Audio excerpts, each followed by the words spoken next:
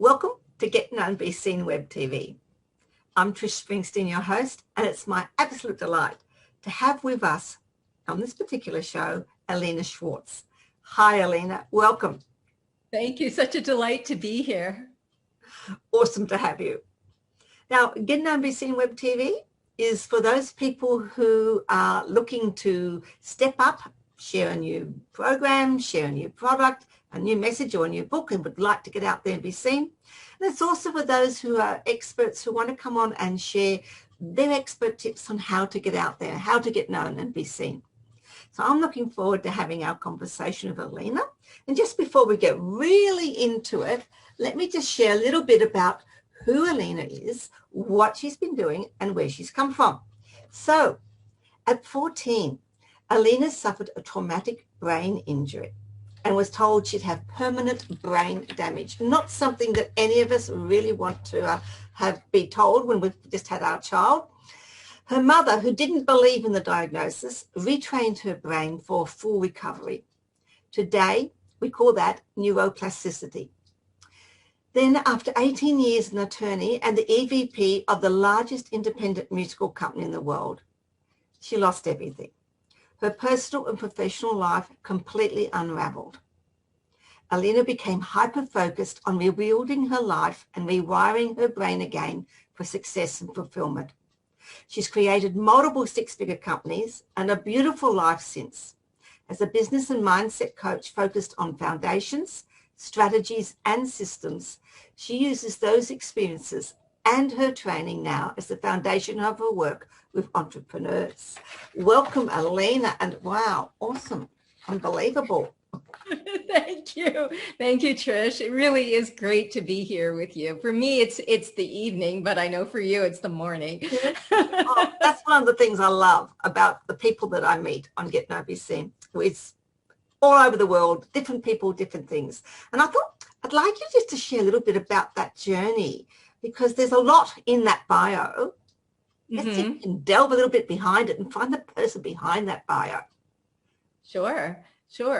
It's really interesting, and it's fortunate that at 14, I actually didn't know that the doctors had said, neurologists had said that I was going to have permanent brain damage, because the brain does a funny thing. When it's programmed to believe in something, then your reality, you experience exactly what you believe.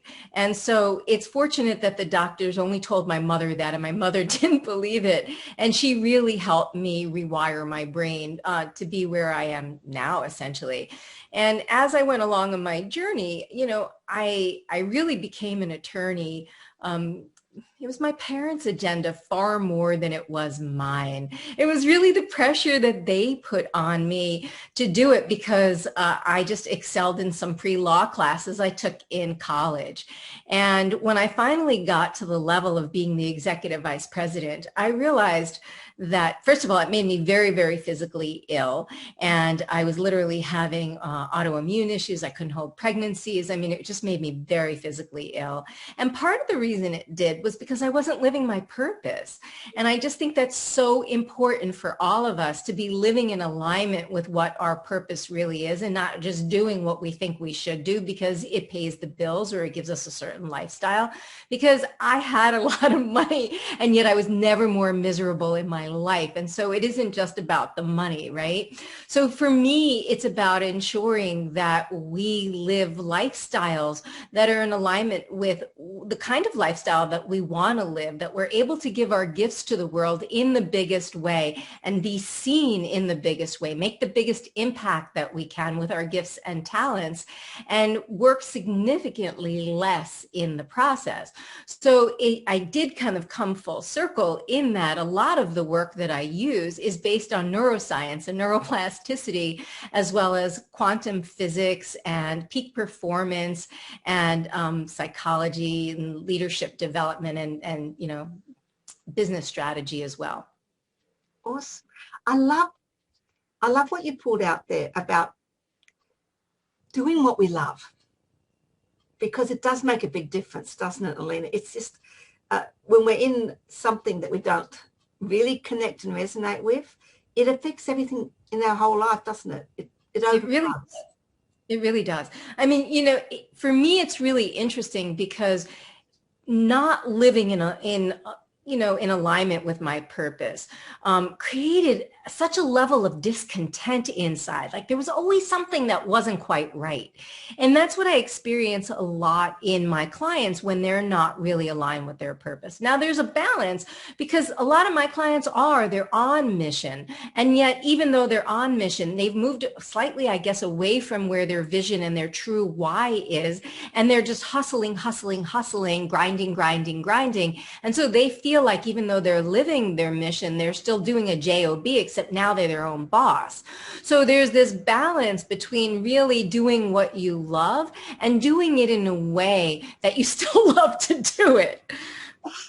And that's very true. It is very true because we can love our jobs, but if we are constrained, if we're not actually putting in the processes to enjoy what we love doing, because that's do we enjoy what we love doing or do we just love what we love doing? It's a very subtle difference, and I like the fact that you brought that out. So when you're working with people who are quite not aligned, what is it that you look for with them to start with? How do you start moving them back into that alignment? Yeah, for me, there's two parts of, I work with entrepreneurs and intrapreneurs. And so, business owners and leaders. And what I generally find is that there's two parts to everything. They say that 80% of your success is your psychology and 20% are the mechanics, the tactics. And what I generally find is that their belief system, their perception of how they're seeing themselves in the world is so off that it's creating a level of disharmony, or they're becoming their own bottleneck where they're self-sabotaging unconsciously and they don't even realize it, or they're not stepping up and being the CEOs of their company and leading like a CEO. And so for me, one of the things that I do is I really help them with their mindset first and foremost. I help them with their state of being so that they're energetically aligned with their vision and their mission. And once they're energetically aligned, it's amazing, Trish, what happens, because really then it becomes a 2 millimeter distinction of the tactics, the skills, the strategy that needs to be tweaking, because so many things start happening. When we're in the stress response, which most people are, and they spend a lot of time in, we're dumping these hormones of stress into our body. And it's like we have blinders on and all we can see is what's in front of us that's causing the stress. And we don't have access to creativity and inspiration and ideas and solutions that really help us move forward with ease. And so everything feels so much more difficult and hustling than grinding, pushing than it really has to be. And so once, you move out of that into your parasympathetic nervous system, then all of a sudden you move into flow. When you move into flow, all kinds of things, opportunities and resources and people and situations show up that really help you move the dial forward. Oh, I love that, because I think that's a gold nugget for people watching. That's a gold nugget. You better stop right now and put that down and write it out to take with you, because it is absolutely true what you're saying. Once you are, what I call it, centered within yourself and owning who you are, amazing things happen. Amazing things happen. Amazing things happen. So when in your life did you first feel centered? When did I first feel centered? I have had various different degrees of centering. So it's really interesting. Like after, for example, when I was 14, after I had this whole, traumatic brain injury, my mother taught me meditation. And so every day, and I'm sure that contributed a lot to the, rewiring my brain, but every day for a couple of years, I meditated. And that made a really big difference. So I did feel like I was in flow then. There have been times when I've been a lawyer that just miraculous things started to happen. All kinds of synchronicity started to appear where it was clear I was in flow. So I have had large swaths of time where that's the case. And then at a certain point, after everything fell apart, when I gave up law, when I walked away from it and gave up my identity, there was a confluence of events that caused the unraveling of my entire life. And some might call that, a midlife crisis. I'll call it a dark night of the soul. And the reason I call it that is because A, it could happen at any time, but B, it usually births a purpose. And for me, it birthed coaching. It birthed helping other people do what I help, what I help them do now. And I learned how to tap into flow states at will. And that was the miraculous thing. I learned tools and techniques that you can train your brain like a muscle. You can train your habits so that you can actually tap into those states when you want to, so that when, there are moments when you have to hustle, and that's fine, but they're just not most of the time. And so when you can move into flow, when it's the right, which one leads in any given moment. And that's ultimately what I teach a lot of my clients how to do, is to develop that muscle, build that muscle, so that they can also tap into those flow states. What sort of, you've got a couple of little quick techniques, maybe one or two that you could offer? Sure. Sure. It's one I talk about a lot. I would bet that most people, when they wake up in the morning, the first thing they do, check their phone, right? So what happens is, when we go through the same habits, the same patterns that we've gone through the day before, we end up priming our brains and bodies to release the same hormones to go, we're having the same day. And it's like, the movie Groundhog Day with Bill Murray. It's essentially, you almost have the same day in and day out. And there may be marginal differences, but it's pretty much the same day. And so what I suggest people do is, for example, don't check your phone for the first hour. Put it in a different room, turn it off, make sure it doesn't come through. It's like, what do? You get up, you check your phone, you get on social media, you go to the bathroom. While you're in the bathroom, you're on your phone. And it's like, again, you're priming your brain for the same thing. The other thing that I suggest doing is, before your feet even touch the ground, when you first wake up, you're in that alpha state where you kind of bypass the analytical mind, and you can get right into the subconscious mind. And if you start with 3 gratitudes and really feeling is the key. 3 things you're grateful for before your feet touch the ground, you'll set yourself up for a completely different experience. And so gratitude, even not only just when you first wake up, but even keeping a gratitude journal and feeling into it, not just writing down things you're grateful for, but really feeling into it. Because the more we're grateful, not only for the things that we have, but for the future in the present tense. So, if you want, if you want a TED Talk, let's say, for example, right? Or you want a best-selling book, feeling what it would feel like to already be a best-selling author. What would that feel like to be signing books or to, doing things like that? And when you start to feel into that and give gratitude for it in the moment, then what ends up happening is that your brain doesn't know that, my cat's going to join us. Your brain doesn't know the difference between something that's imagined and something that's real. So what will end up happening is, it will feel, the more gratitude you have, the more you rewire your brain for that experience. And then, the universe essentially fills in the grid, because you can't have this disparity between what you're actually experiencing in your mind and what you're experiencing in your life. Does that make sense? Oh, absolutely. Awesome. And obviously your cat felt it made sense too, because I wanted to pop in and just say, yep, I agree with what Alaina's saying. Awesome. Love the cat too. Look, I absolutely love that. And again, we've got, people stop, write that down, because there's another 2 really great gold nuggets for you. I love the gratitude. I work with a lot of my own clients, and we have a gratitude jar, which I get them to write down and feel what they're doing and write it down in that jar, and then open it up at the end of the year, because we don't always express gratitude. It's very easy for us, isn't it, to think about all the things that's not happening, all the crap that's in our life. And that, from what you're saying, is only going to produce more, because that's what we're concentrating on. Exactly. Yeah. It's a really interesting thing, this negativity bias. Our brains are actually ancestrally primed for that, because when we were cave people and we were walking out of the cave, we had to look for what was wrong to make sure we didn't get eaten. And so that critter part of our brain never really evolved. So it still searches for what's wrong. So we have to retrain it to search for what's right. And what tends to happen is, people think they're focused on what they want, but there's always 2 sides of the stick. There's the having of it, and then there's the absence of it. And what people are really focused on is the absence of it. They're not really focused on the having of it. And when they focus on the absence of it, then they experience more of it. And that's where you come into is business and mindset coaching. And I love that, because we should be working on our mind a lot more, because it really does underpin everything we do, doesn't it? It really does. The mind there just sort of sets us up for where we want to go in where we're going to be going.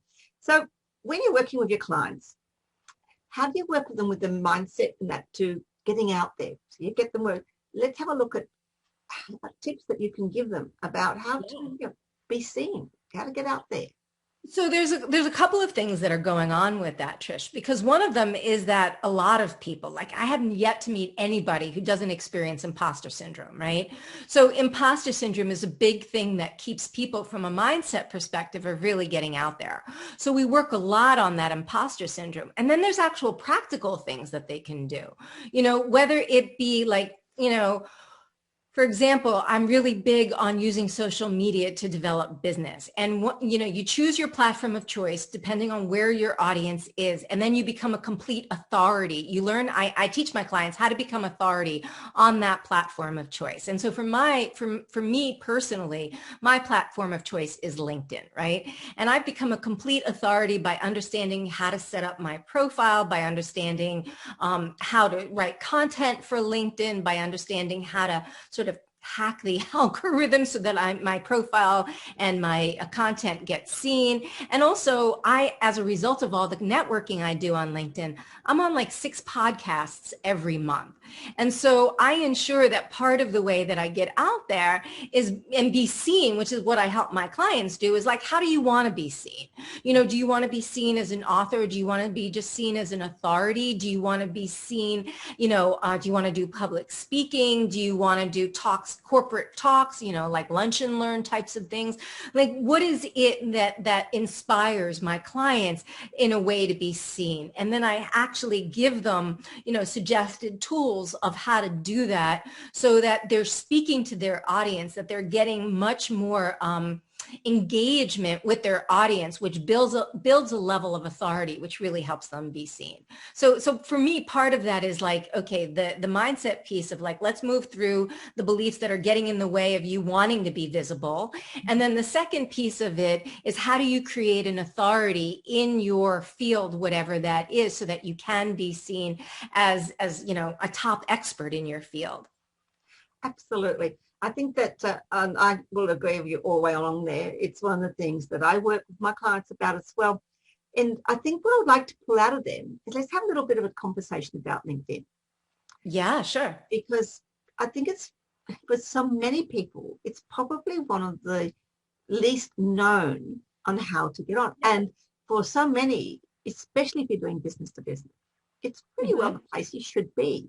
But people seem to get a little bit afraid of it. When we mention LinkedIn, and I've seen this over and over, people mention LinkedIn and I go, oh, yeah, okay. Mention Facebook and they go, yeah, I can do that. And it's like, hang on. I think at one stage, Facebook was probably much the same, but people are now just more comfortable on it. So let's have a look. What would you suggest on how we can get onto LinkedIn? Who should be on there? What's the best optimal thing that you can get out of being on there?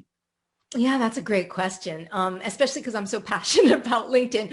It's really funny, Trish. I was on Facebook before and I've dabbled with Instagram, but I started to look at like, where do my clients hang out? Yeah. I work with 6 to 7 plus figure entrepreneurs and leaders. Where do they hang out? They're all doing, a lot of them actually are on LinkedIn as a networking tool, but they're not on there necessarily as a business tool. Some of them are LinkedIn savvy and some of them aren't. And I think, speaking to what you were just talking about, part of the reason people are uncomfortable is because people socially use Instagram and Facebook, right? And so they're comfortable with those platforms because they've been on it socially, whereas LinkedIn's just a business platform. It is not necessarily, it is a social platform in terms of networking, but it's not a social platform where you're not posting pictures of your cat. You know what I mean? Like, that's not what's happening on LinkedIn. Yeah. Lovely cat there. Thank you. Thank you. So, the thing about LinkedIn is, once you set up your profile in a very specific way and you start reaching out, LinkedIn makes it actually really easy for you to connect with your ideal audience by doing certain searches and putting in certain search criteria. So you can actually learn how to do searches and connect with your ideal audience. You can learn where they're hanging out on LinkedIn and then just start connecting with them and opening up conversations conversations and networking. And that's ultimately what I teach my clients to do. So there's a sort of multiple step. There's setting up your profile so that you appear like an authority, because what happens on LinkedIn, and this is what it is for me, is that when people are like deciding whether they want to get on the phone with me or not, they're checking out my profile, and there's so much content. Unlike Facebook and Instagram, there's a lot of content on who you are on your LinkedIn profile. Mm-hmm. And when you maximize the use of that and frame it in a certain way, you've set yourself up as an authority that people, you don't have to do that legwork when you get on the phone with people. Your profile's already done that for you. Your content has already done that for you. So you can set yourself up as an authority, and then it makes it so much easier to connect and network and get your ideal client on the phone as a result of that. So that's ultimately like what I teach my clients when they're using LinkedIn how to do, is understand the kinds of content that works for them and their clients, how to set their profile up, how to navigate LinkedIn and use it as this amazing tool that it is to be able to connect with your ideal audience. Brilliant. But from your perspective, there's a free LinkedIn and there's a paid LinkedIn. Mm-hmm. Is there a point of time where you should go from the free to the paid, or can you really, really optimize LinkedIn just by staying in the free? I honestly don't really think so. It's interesting because my attitude, you can do a certain, similar things with the free that you can if you buy one of the premium programs, but you're limited in how many searches you can do, and you're limited in the detail that you can go. And the more detail that you can get in selecting your audience, the more chance that you have that you're actually really focusing on your ideal audience, and you're not just, casting the net too wide. And so I use LinkedIn Sales Navigator because it really helps. It's probably their most premier program, and Recruiter might be, but that's just generally for recruiters. But what LinkedIn Sales Navigator does is it allows me to select very specific criteria of who I want to target, so that I'm connecting with those people. And you can search an unlimited amount of people. And when you start to do that, when you're doing it, if you're dabbling in it, stay with the free. If you're dabbling in LinkedIn, then that's fine. But if you're using it as your social media platform of choice, I would recommend actually one of their premium programs. Interesting. Because perhaps people can start, as you say, dabbling to see where they're going. And then there will be a tipping point where they should then go on to buying and getting paid. My concern about that is that they may get a little discouraged because the free doesn't allow you to search the criteria the way that the paid do. And so again, if you're casting your net way too wide, you have to sift through it a lot to find your people. It's not quite as easy to find your people the way it is when you can be very, very specific in the criteria that you're targeting. So what I would say is, if you're going to stay on it and you're going to dabble, just have a little patience with it till you get into the rhythm of it, and you can kind of test it out and see. Because I've had a bunch of people tell me LinkedIn doesn't really work, and I was like, you're not working LinkedIn, and then I teach them how to do it properly, and they're like, oh my God, this is really amazing. So it's just a matter of really learning. Like any social media platform has a specific way in which to really work that platform. LinkedIn does too. So the crux of LinkedIn is your search, because that's the big part of it, being able to bring that search in to get your ideal clients to connect. Part of it's also content. Yeah. Like for example, and I think this is true with any social media platform, the kind of content you write. So when people check you out and you show up, first of all, like most of the social media platforms, you're kind of limited into getting into people's feed. And so there are certain hacks you can do to get into more people's feed, right? So you're in more of your audience's feed. But it's also about having the kinds of content that really speak to your specific audience. Because if you're not speaking to your specific audience and they don't know you're talking to them, they don't know really what you're about. I have had more people when I've gotten on the phone with them say to me, oh my God, I see you everywhere. Like you're in my feed everywhere. everywhere, you know, because I have learned how to use those hacks. And so I teach my clients how to do them too, to make sure that they're getting seen by their people. And that makes a really big difference of people wanting to get even on the phone with you in the first place. And that's the first step. As I said to people, it doesn't matter whether you've got the most awesome book, the most brilliant business, whether it's online or bricks and mortar, the most fabulous product or workshop or online course. If people can't find you, it's not going to work. Right, exactly. And that's the crux of it. So awesome. I love the fact that what you're doing is honing down into really giving some thought about where you are in your business. Mm-hmm. Because that's the foundation and where your clients are. Mm-hmm. That's going to, as you say, target which social media platform that you will optimize. You may still be on some of the others, but you will optimize in that respect. Okay, so who do you think's influenced you the most in your life? That's a great question. You know, it's funny. I'm an eclectic thinker. You know, originally I went to college to be a psychologist, and I became very disheartened with the program because they wanted me to pick one school of thought essentially. And I'm an eclectic thinker. I wanted to take from here and here and here and here. And so I can't say that I have had a series of people that have influenced me that I pull from various different things, because I'll go, oh, I like that from that person. Oh, I like that from that person. Oh, but there's not like one person that I go, oh, this has been my teacher, you know? So for me, it could be anybody from, I don't know, you know, a lot of thought leaders, like, for example, Eckhart Tolle or Byron Katie or Joe Dispenza, Dr. Joe Dispenza. You know, those are, you know, a lot of my biggest influencers in terms of mindset work that I've done, a lot of other people as well. But again, it's been an eclectic, like, I've just learned so much, and I've spent so much money over the years in various coaching and learning marketing and things like that to just continue to grow my business, grow myself, and learn things to teach my clients more, that I just discovered over the years of doing it, like what works and what doesn't and how to make it work. Because some of these strategies are actually very effective, but they're being taught in a one size fits all approach, Trish. And we're not one size fits all, right? We're not the same people. We don't have the same skills. We don't have the same audience. We don't have the same history. Why are we doing the same thing? And so what I will do is I will make tailor-made strategies for my clients, because they aren't one size fits all. And what works for some people doesn't necessarily work, or might work if you do it this way instead. And so it's not that the strategies themselves are bad. It's just that they're not tailored designed to fit the right business and the right business owner.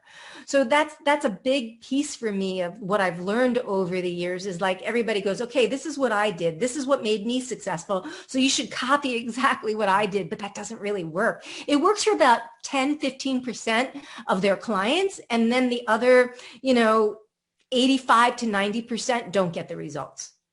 And that's a gold nugget again. People write that down, because I absolutely agree in that we are all unique.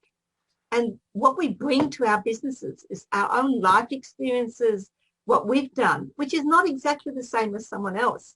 And I think that's vitally important that you've brought out, that one size doesn't fit all. It needs to be looked at. And it is extremely important to look at, what are you doing? How are you doing it? And then taking bits and pieces. I think there's nothing wrong with being eclectic. I love that, because you take little bits from here and something from there and what works from there. And by the time you've done that, you've come up with your own personal mode of work that's going to work for you, because it's unique for you. Mm-hmm. So just before we go on a bit further, we could talk for hours on this. Influencer. What's your definition of an influencer? It's an often bandied around, overused word, but it can be vitally important to you. Yeah, it can. It's interesting because, the industry term influencer generally means those people who have such a big audience and make such, when they put something out, their name has a lot of meaning to it, that they get a lot of traction with things. So those are people who are usually influencers. But to be honest, I think anybody can really be an influencer, because we're each in different industries or slightly different industries. Again, even though there are tons of business coaches, I don't know that many business coaches who do personal development at the level and take their clients as deep as I do and do the business strategy. So I can look at that and go, okay, well, there's tons of business coaches, there's tons of mindset coaches, but there's not a ton of people who do what I do specifically. I absolutely can be an influencer. An author can be an influencer. So I really feel that an influencer, we can be talking scale in terms of difference, but really what it is are people who make an impact in other people's lives. And I really think that anybody who's really dedicated and on mission to be a change agent in the world can make a difference in a lot of people's lives. And people come to me because they want to make a bigger difference. They know they're making a difference, but they know that they're meant for more, and they know they're not living their full potential and want to be. And so they know that they have more to give to help change the world. And those are my favorite people to work with because it's their passion, their mission that's really driving them forward, their heart-centered approach to business and to change that's driving them forward, that I believe they are influencers in their own right. And I couldn't agree more, because for me, what you've just said actually comes out of the fact that we are unique human beings. So if we are unique human beings, then we can be influencers for each of us. People who pick what we want, bits and pieces. People out there like saying, oh, I like what she's doing, I like what she's doing. And every time you say, I like what that person's doing, I like what he's doing, they are actually influencing you. Yes. Because that's why you've liked what they're doing. It's resonated with you, it's tipped something, and that's why you follow them or to work with them for a little while and then move on, because that person influenced you at that particular stage. And it's very important, I think, for our people to realize that. It's an interesting thing. I was on a networking call earlier today, and we were talking about referring business to each other, and they had a partner who was a business coach, and he asked me if referring business to me would be in competition with his partner. And I said, first of all, I don't believe in competition. I believe in collaboration, because the truth is it's a scarcity belief to think that there's not enough business for everybody and I need to take business away from you so that I have it. That's a total scarcity belief anyway. And then the second piece of that is that what you were just saying, Trish, is that there's going to be people that resonate with you who don't resonate with me. I'm not their cup of tea. They don't get, they might like something I've said, but they don't really resonate with me. They resonate with you. And so then there's going to be people who don't resonate with you, who resonate with me instead. And so we've all been put here for a purpose to help the people we've come to help. And they're all different, right? So sometimes they may overlap, but for the most part, they're really different. And so we do have the influence over the people who resonate with the message.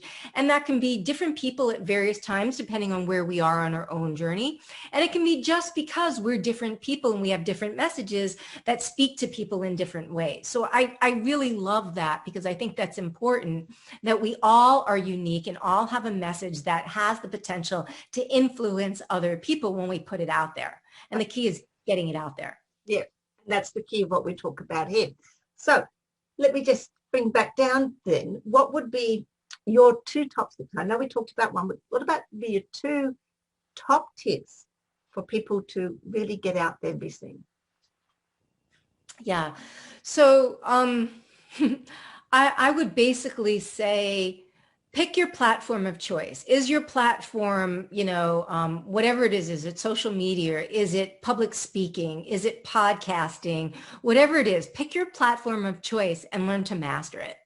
And that's sort of like the first and the second part of it, because that feels like what's so important is just become like a lot of people try to do a lot of different things. And I'm all into supporting multi-passionistas. I don't have a problem with that. But the thing is that you diffuse your focus and you diffuse your energy. And so master one thing first, get it in flow, get it moving so that that it's dialed in. And then once you do, you can go on to the second one. But whatever whatever it is, pick your platform of choice first that you want to be seen at, and then learn what you can about it. But don't, a lot of people, Trish, this is what I experience with a lot of high achievers. They keep thinking, oh, I just need to learn more about this. I just need another course about it before I do it, right?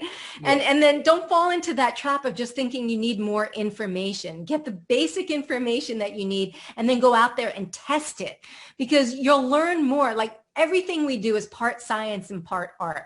Somebody can teach you the structure. I can teach you the structure of, say, for example, how to use social media, but you're going to have to test it with your ideal audience. And that's the art part of seeing what works for you. In public speaking, you're going to have to test it and see what works for you, even if I could give you the structure of that.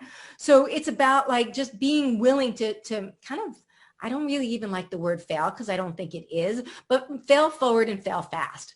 I call it imperfect action. It's imperfect action. I love that. I love that. Take imperfect action and keep taking it.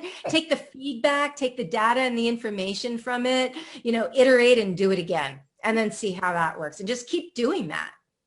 Absolutely. Because it's a really great form of procrastination when you say, I've got to learn more about it. Very subtle. It's a self-sabotaging belief. Yeah, it stops you from getting anywhere, and it stops you from even trying. So it's pretty stagnating in that respect, I think. Yes. We could be talking for ages, absolutely ages, because I love where you're coming from. People, we've been working here and listening with Alaina. Now, Alaina has been dropping loads of gold nuggets, what I call gold nuggets, all the way through this.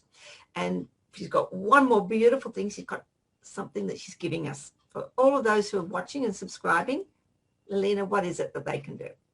Well, I have two things I'd love to give your audience, Trish. The first thing is I have this amazing ebook. It's called, the mindset shift you absolutely must make to add $10,000 to $50,000 a month to your business.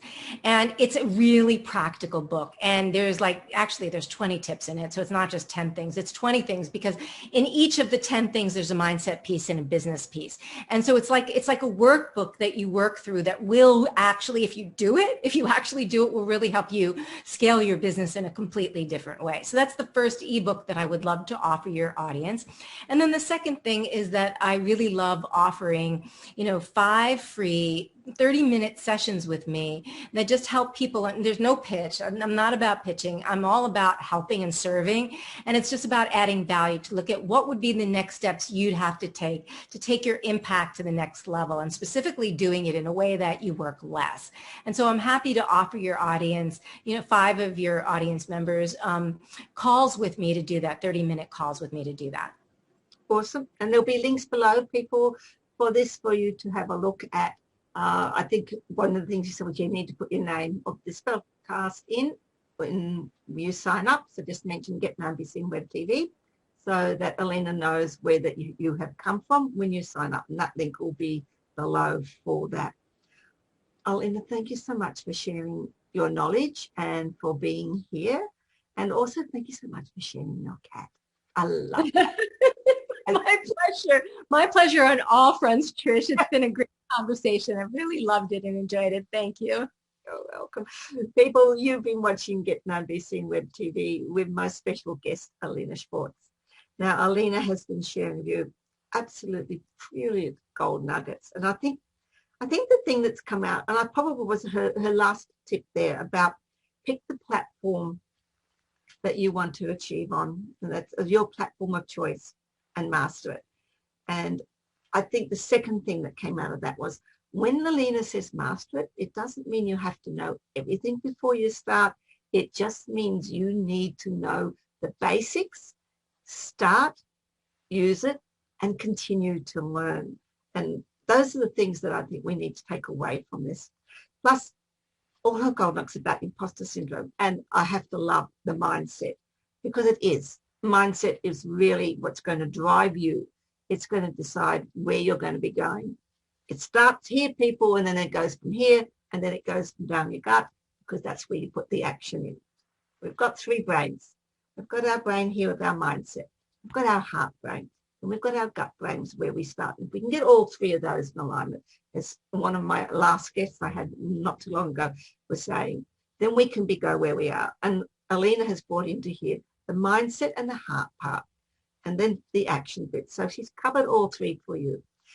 You've been watching Get Known, Be Seen Web TV. I'm Trish Springsteen, your host. We are here to provide a place for people who want to get up there and get known, be seen, who have got a new book, a product, a message, they're starting a new business, and you're taking that deep breath, like Alaina said, and have decided that you want to be seen on podcasts, you want to be interviewed because that's where you want to go out there to be seen. If you like that, you can just pop a message below or contact me and I'll be happy to have you as a guest. We also showcase experts, just like Alaina, who have shared their gold nuggets, their experiences, their life experiences of what's worked for them to get known, be seen, so that you might be able to pick little bits and pieces from that to help you in your journey. I'm Australia's leading expert in empowering introverts. I'm a multi-international award-winning mentor. I'm a creative business consultant. My passion is helping you to showcase your business so that it's more visible, to make it easy for your clients to find you. I also love working with you to give you the confidence and self-belief to make speaking easy so you can then connect with those clients and speak your message about your business. Until next time, don't forget to press that brilliant red subscribe button. That way you will never miss out on an opportunity. See you then. Bye for now.